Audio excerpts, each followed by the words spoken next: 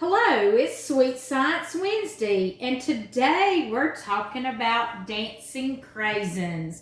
You know, it's the month of Thanksgiving where we give thanks for all our many blessings, and today we're going to do a science experiment using dried cranberries, Sprite, and water.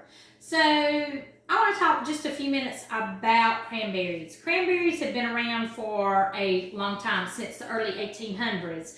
Actually, it was part of Native American diet, and they are probably the ones that shared the first cranberries with the settlers. So therefore, and they're harvested in the fall. They're grown up in the northern states, also in Canada, as well as Chile.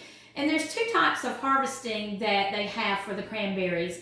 The first one is called the wet harvest, where cranberries, if you did not know, grow on vines and they flood the area. They call it a bog.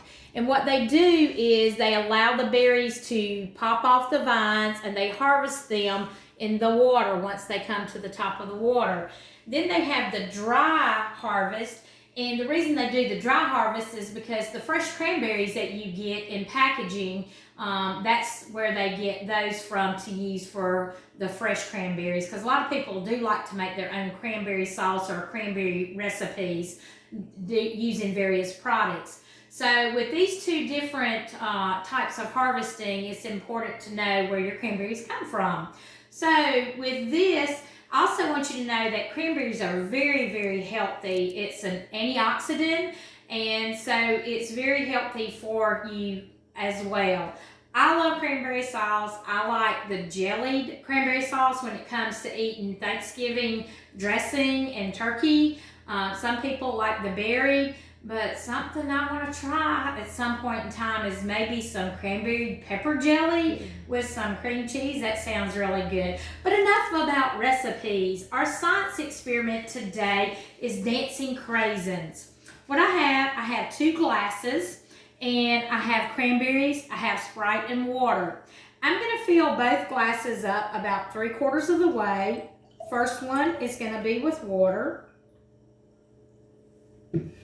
Then the second one is going to be with Sprite, and it doesn't have to be chilled to do this. Just slowly pour. Oh, by the way, make sure you have your parents' permission before you do this activity, because if you open a Sprite bottle sometimes and it's been shaken up, oh my goodness, there's a mess to be cleaned up. So, there's the Sprite and the water. I'm going to pour my first ones. I'm going to pour my first ones into the Sprite. We'll see what happens. It's buoyancy that makes these float, but you see they're going down and coming back up. We'll see what happens. Are they really going to be dancing? Who knows? It's the gas in the soda that causes them. Oops, there's one going down and it's coming back up. So they're beginning to dance. Is that going to be the same for the water? Who knows? Here we go, pouring them in the water. They're just sitting there. They're not bouncing up like in the Sprite. They're dancing in the Sprite. They love the gas from the Sprite. So therefore, you know, that's a good experiment. Like I said, sometimes science experiments work and sometimes they don't.